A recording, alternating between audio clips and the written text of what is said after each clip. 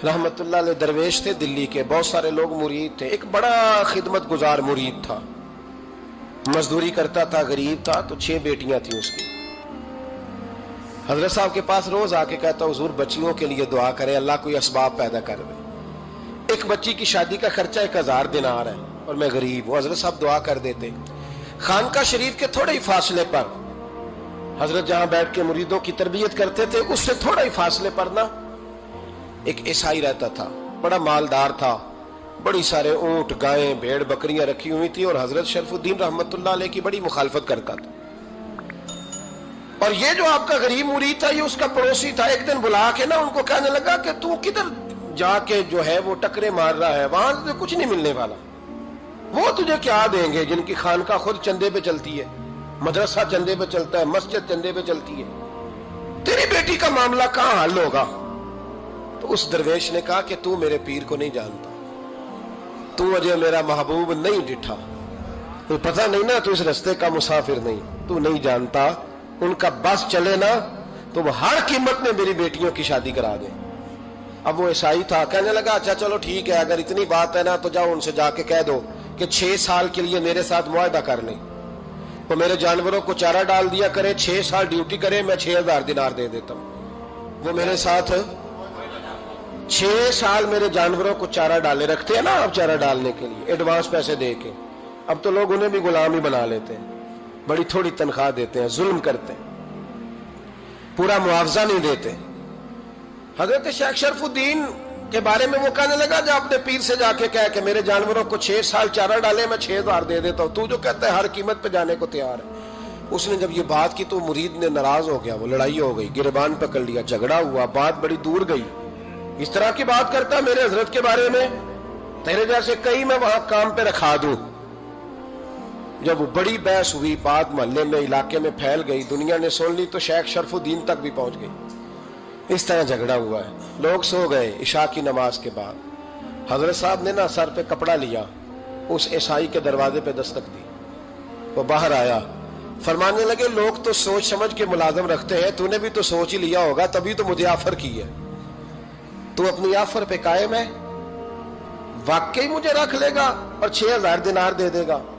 कहने लगा जा बाबा काम कर अपना। फरमाया नहीं, तूने इतने लोगों में बात की, इतनी बहस हुई, तो कायम है?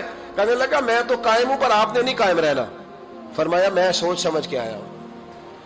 उसने कहा आप ड्यूटी करेंगे, भैंसों को चारा डालेंगे? फरमाया एक शर्त, बस जब अजान हो जाए ना तो मुझे रब की नमाज पढ़ने की इजाजत दे देना, बाकी सुबह शाम जो तू कहेगा। अगर उस गरीब की बेटियां ब्याही जाए तो मुझे और क्या चाहिए? उसकी 6 बेटियों का बोझ है उसके सर पे, तू मुझे रख ले। अल्लाह अकबर।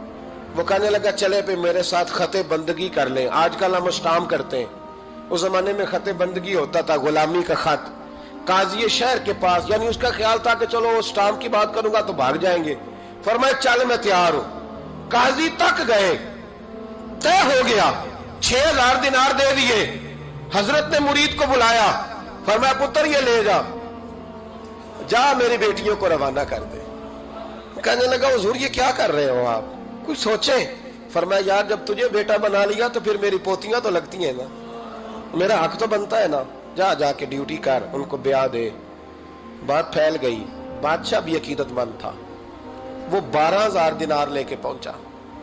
क्या बताऊं इन रब के बंदों का दिल कैसा होता है, क्या दर्द होता है, क्या रंग। 12000 दिनार लेके बादशाह आया और आके हजरत को पेश किए का हुजूर आप दें इस ईसाई को, डबल दें और जाए काम करें। आप फरमाने लगे तू पैसे दे, शर्तें ना लगा, मेरा जहां दिल करेगा मैं खर्च करूंगा। मुझे तो मजा ही अब आने लगा है, अभी तो लुत्फ आ रहा है, अभी तो जायका आया है कुछ करने का। पैसे देने हैं तो दे, पाबंदी ना लगा, जहां मेरा दिल करेगा मैं। उसने कहा हुजूर ठीक है रख ले। हजरत ने फजर मस्जिद में पढ़ी, जेब में 12000 दिनार थे, ऐलान फरमाया भी किसी और की बेटी भी बैठी है तो पैसे मेरे पास है। वो 12000 दिनार भी बांट दिया और 12000 दिनार बांट के ना तो फिर चले गए खेत में चारा काटने। उस ईसाई को किसी ने बतलाया कि उनके पास तो 12000 आया है, पर तुझसे जान नहीं छुड़ाई उन्होंने। वादा ये हुआ था कि 6 देंगे तो जाएंगे, जब तक देंगे नहीं तेरे घर में काम करेंगे।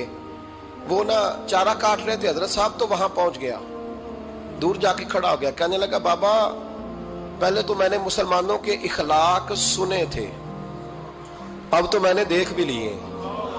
پر یہ بتا جب 12,000 آیا تھا جان کیوں نہیں چھڑائی؟ تو حضرت چارہ کاٹتے کاٹتے رو پڑے. فرمانے لگے تو نہیں نہ جانتا یہ بیٹیاں سانجھی ہوتی ہیں، پتہ نہیں نا.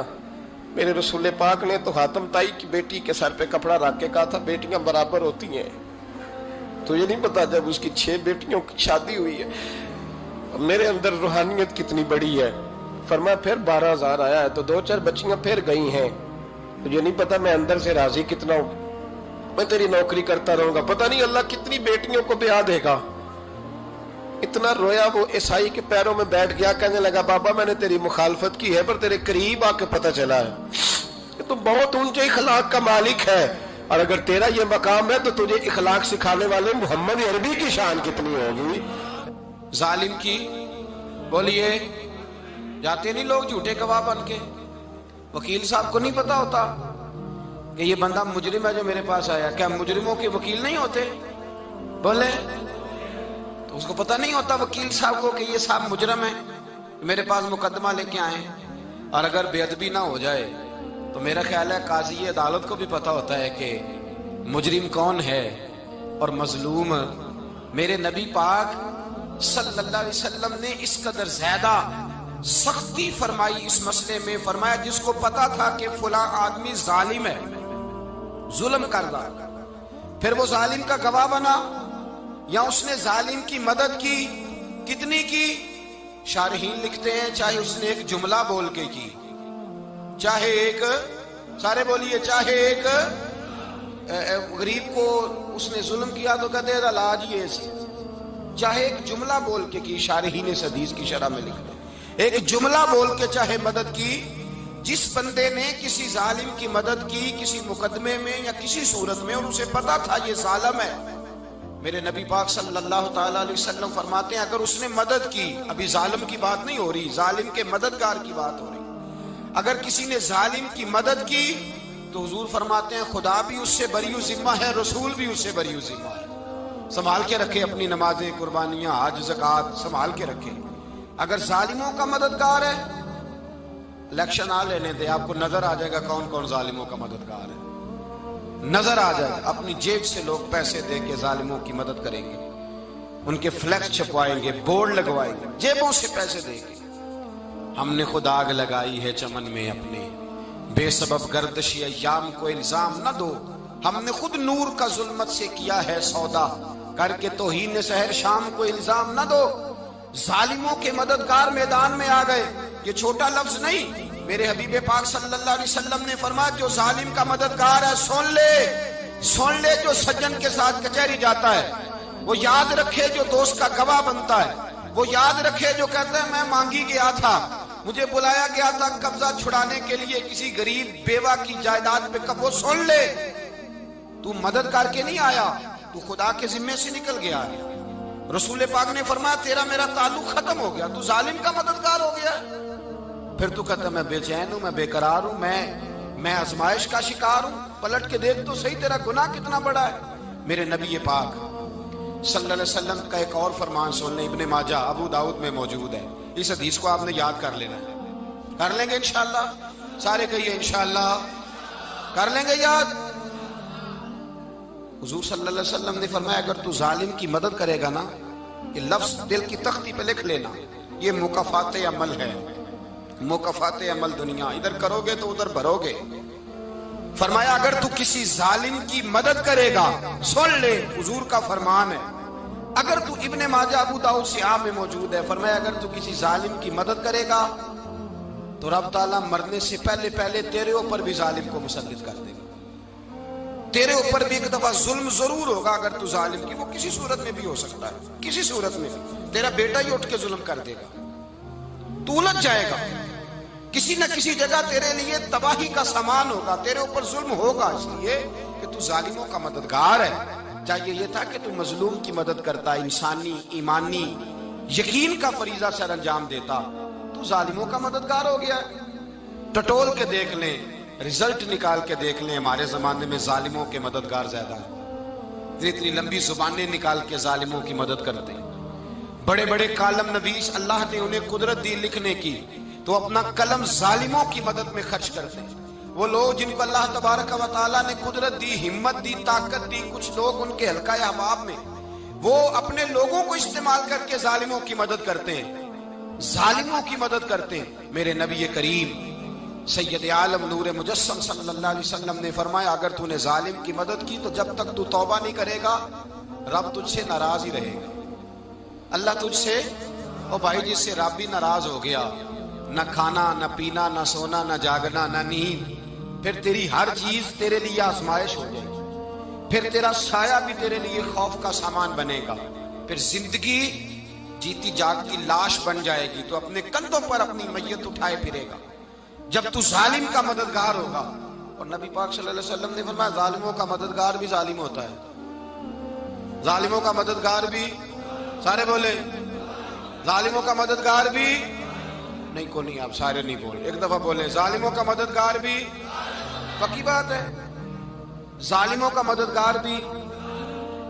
اللہ اکبر، جس کا یارانہ ہو، جس کا دوستانہ ہو، جو کہے میں نے نا اس کو اوکھے ویلے کے لیے ظالم کو یاد رکھا ہوا ہے۔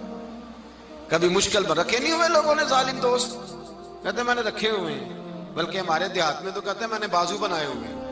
کس کو بازو بنا لیا؟ ظالم بھی کبھی بازو ہوتا ہے، جو ظلم کی تلوار لیے میدان میں کھڑا ہے۔ قارون، حامان، فرعون، نمرود کا حال نہیں لوگوں نے دیکھا؟ اپنے زمانے میں آپ نے کتنے لوگ نہیں دیکھے جن کے سائے سے، آواز سے لوگ کانپتے تھے؟ پھر پولیس کی گاڑیوں میں وہ اس طرح مردہ پڑے کہ دنیا نے تماشا دیکھا ان کا۔ یہ رنگ ہم نے دیکھے نہیں اپنے آنکھوں سے۔ فرمایا ظالم کا مددگار بھی، جو کار میں بٹھا کے لے کے گیا وہ بھی ظالم، جس نے چائے پلائی وہ بھی، جس شخص نے کھانا کھلایا وہ بھی، جو کچہری تک ساتھ گیا وہ بھی، جس نے فلیکس کے نیچے، بڑے شرابی کے نیچے چھوٹی اپنی فوٹو لگائی وہ بھی، جو ووٹ کی پرچی ڈالنے گیا وہ بھی۔ کہہ دینا باہر نکل کے کہ حضرت صاحب نے سیاسی تقریر کی ہے، کہہ دینا، پر بات تو سچی ہے نا۔ خو کرے ہم تو سے تھوڑا سا گلا بھی سن لے، خو کرے ہم تو سے تھوڑا سا بھی گلا۔ امام مالک کے پاس ایک بندہ آیا، اس نے کہا حضور میں درزی ہوں، ایک ظالم بادشاہ مجھ سے کپڑے سلواتا ہے، میں تو ظالموں کا مددگار نہیں نا۔ ایک ظالم بادشاہ مجھ سے، حضور میں تو مددگار نہیں نا ظالموں کا۔ جو فرمایا ظالموں کا مددگار بھی ظالم ہوتا ہے، تو کپڑے لے کے آتا ہے میں سی کے دے دیتا ہوں، ذمہ داری نہیں۔ یہ ایک آدمی دکاندار ہے، اس سے کوئی بندہ چیز خریدنے آئے گا تو تھوڑی کہے گا میں نے نہیں دینی، تو دے گا۔ کوئی بندہ اگر کسی شخص سے کوئی کام کہتا ہے جو اس کی فیلڈ ہے، اس کا شعبہ ہے، اس کا معاش کا وہ سلسلہ ہے، کہتے ہیں یا رسول اللہ صلی اللہ علیہ وسلم ظالموں کا مددگار بھی ظالم، حضور نے فرما دیا۔ تو امام مالک سے بندے نے مسئلہ پوچھا، دل کی تختی پہ لکھنے والی باتیں ہیں، کہا حضور میں درزی ہوں، ظالم کپڑے سلواتے ہیں، میں تو مددگار نہیں نا۔ امام صاحب کہنے لگے نہیں، مددگار تو وہ ہوگا جو تجھے سوئی دھاگا فراہم کرے گا، تو تو پورے کپڑے سی کے دیتا ہے، تو خود بہت بڑا ظالم ہے، تو پورے سوٹ سی کے دیتا ہے، تو بہت بڑا ظالم خود ہے۔ مددگار تو وہ ہوگا جو تجھے دھاگا دے گا، جو تجھے بٹن دے گا، جو تجھے نلکی دے گا۔ جو ظالم سے اتنی نفرت ظلم کر کے بندہ ہے، یہاں تو ہمارے زمانے میں ہیرو بن جاتے ہیں لوگ، ظالم ہیرو ہے، لوگ اس سے ڈرتے پھرتے ہیں، گھومتے پھرتے ہیں، اور بہت سارے کم مزاج لوگ اس کے پیچھے ہاتھ باندھ کے پھرتے ہیں۔ ظالموں کی مدد کرنا، ظالموں کے ساتھ رہنا، یہ ظلم ہے، ظلم، یہ زیادتی ہے۔ میرے نبی پاک صلی اللہ تعالی علیہ وآلہ وسلم نے ارشاد فرمایا، یاد رکھو رب فرماتا ہے میں مظلوم کی مدد ضرور کروں گا، چاہے جلدی کروں چاہے دیر سے کروں، میں مظلوم کی مدد۔ اور حضور صلی اللہ علیہ وسلم نے فرمایا ہے، حضرت معاذ بن جبل کہتے ہیں حضور نے مجھے یمن کا گورنر بنایا، جب میں جانے لگا نا تو حضور نے بڑی نصیحتیں کی، بخاری میں موجود ہے، فرماتے ہیں جب میں پلٹنے لگا تو میرے رسول نے فرمایا معاذ ایک منٹ ٹھہر جا، ایک بات میری یاد رکھنا، اس کو نہ بھولنا۔ کہا حضور کیا؟ فرمایا دیکھنا کسی پہ ظلم نہ کر بیٹھنا، کہیں تجھ سے زیادتی نہ ہو جائے۔ محبوبہ پھر حضور نے فرمایا سن میرے معاذ، میں تجھے گورنر بنا رہا ہوں، زیادتی نہ کر بیٹھنا۔ یا رسول اللہ صلی اللہ علیہ وسلم کیا ہوتا ہے؟